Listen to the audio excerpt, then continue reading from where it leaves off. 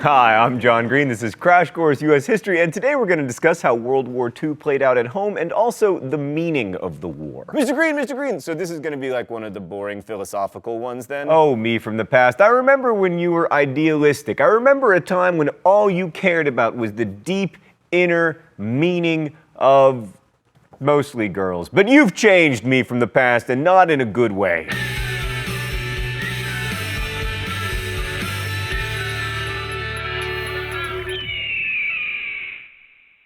So anyway, World War II brought about tremendous changes in the United States, in many ways shaping how Americans would come to see themselves and how they would want to be seen by the rest of the world. Some of these ideological changes were a continuation of the New Deal, others were direct results of the war, but one thing we can say is that by the end of the war, the country was very different. For starters, World War II strengthened the federal government of the United States. This always happens when a country goes to war, but World War II brought about even more governmental intervention and control than we had seen in World War I. It was like the New Deal on steroids, like federal agencies like the War Production Board, War Manpower Commission, and Office of Price Administration took unprecedented control of the economy. There was massive rationing of food and supplies. Entire industries were completely taken over by the government. The federal government fixed wages, rents, prices, and especially production quotas. Like if you're looking to buy a 1942 model Ford or Chrysler, good luck, because there weren't any. The government told those car makers not to create new models that year. So basically, FDR was president for life and controlled all the industries. I mean, how did this communist end up on the dime? Well, the answer is that while it might have sucked not to have a 1942 Ford, most people were just happy to be working after the Great Depression. Unemployment dropped from 14% in 1940 to 2% in 1943. Of course, 13 million Americans were serving in the military in some capacity, so that helped employment. But in general, the war kicked the American economy into overdrive. Like by 1944, American factories were producing an airplane every 5 minutes and a ship every day.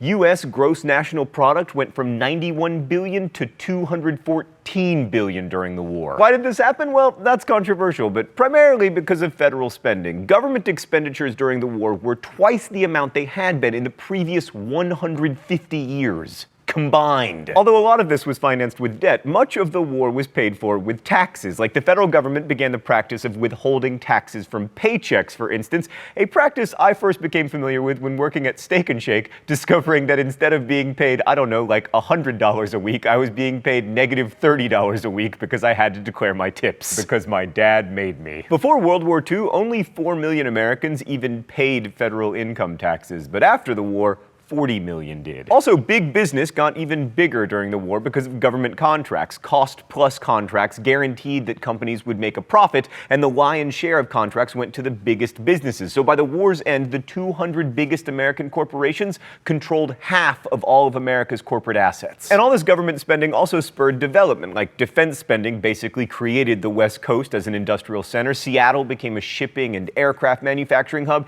and California got 10% of all federal spending. And Los Angeles became the second largest manufacturing center in the country, meaning that it was not, in fact, built by Hollywood. It was built by World War II. All of this was pretty bad for the South, by the way, because most of this industrialization happened in cities, and the South only had 2 cities with more than 500,000 people. And organized labor continued to grow as well, with union membership soaring from around 9 million in 1940 to almost 15 million in 1945. Besides union-friendly New Deal policies, the government forced employers to recognize unions in order to prevent labor strife and keep the factories humming so that war production would not decrease. And from a human history standpoint, one of the biggest changes is that many of the workers in those factories were women. You've probably seen this picture of Rosie the Riveter, and while there wasn't actually a riveter named Rosie, or maybe there was, but she's an amalgam. But by 1944, women made up 1/3 of the civilian labor force, in addition to the 350,000 who were serving in the military. And the type of women who were working changed as well. Married women in their 30s outnumbered single women in the workforce. But the government and employers both saw this phenomenon as temporary. So when the war was over, most women workers, especially those in high-paying industrial jobs, were let go. This was especially hard on working-class women who needed to work to survive and had to return to lower-paid work as domestics or in food services or, God forbid, as teachers. Now it's time for the mystery document. The rules here are simple. We use primary sources for learning, as this is a serious show about history, and then if I guess the author wrong, I get shocked. Okay, what do we got today? Let's take a look. Certainly there is no time for any of us to stop thinking about the social and economic problems which are the root cause of the social revolution, which is today a supreme factor in the world. For there is nothing mysterious about the foundations of a healthy and strong democracy. The basic things expected by our people in their political and economic systems are simple. They are equality of opportunity for youth and for others, jobs for those who can work, security for those who need it, the ending of special privilege for the few, the preservation of civil liberties for all. I mean, that's some pretty hardcore New Deal stuff right there, and the biggest New Dealer of all was FDR, but I remember last time when I guessed FDR and it was actually Eleanor Roosevelt, so you wouldn't do Eleanor Roosevelt twice. Or would you? No, it sounds more like a speech. FDR.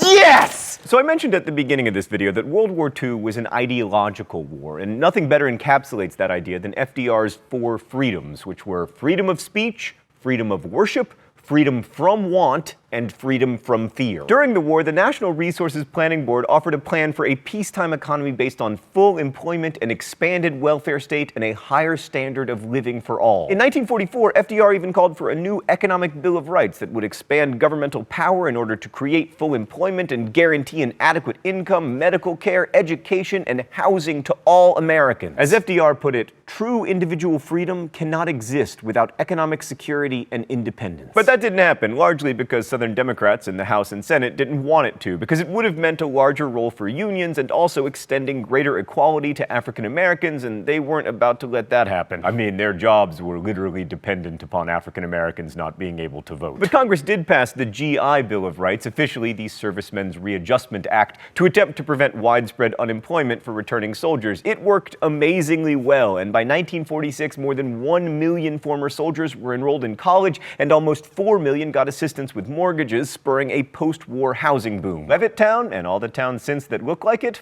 came after the war. So we talked about FDR's 4 freedoms, but big business added a 5th freedom: free enterprise. Advertisers helped on this front, trying to make the war about consumption, telling Americans that they were fighting to hasten the day when you can once more walk into any store in the land and buy anything you want, according to an ad for Royal Typewriters. And FDR's vision of extending freedom wasn't limited to the United States. Like Henry Luce, the publisher of Time magazine, published a book called The American Century, claiming that the war had thrust upon the U.S. the opportunity to share with all people their magnificent industrial products, that's a quote, and American ideas like love of freedom and free economic enterprise. The struggle against Nazism also helped reshape the way that Americans thought of themselves. Like, because the Nazis were racist, Americanism would mean diversity and tolerance and equality for all people. The federal government supported this version of America. FDR claimed that to be an American was, quote, a matter of mind and heart, not a matter of race and ancestry. Of course it wasn't a matter of race and ancestry. We'd already killed 95% of the indigenous population. This was also, not coincidentally, the period where American intellectuals began publishing books debunking the supposed scientific basis of racism. Now, this didn't mean that Americans suddenly embraced equality for all people. Anti-Semitism still existed and contributed to the government's not doing more to help the Jews who perished in the Holocaust. In fact, only 21,000 Jewish people were allowed to come to the U.S. during the course of the war. And white people's fear over minority groups contributed to race riots in Detroit and the Zoot Suit riot against Mexicans in Los Angeles in 1943. Not just a song by the Cherry Poppin' Daddies, also a tragic moment in American history. The war years saw a dramatic increase in immigration from Mexico under the Bracero program, which lasted until 1964,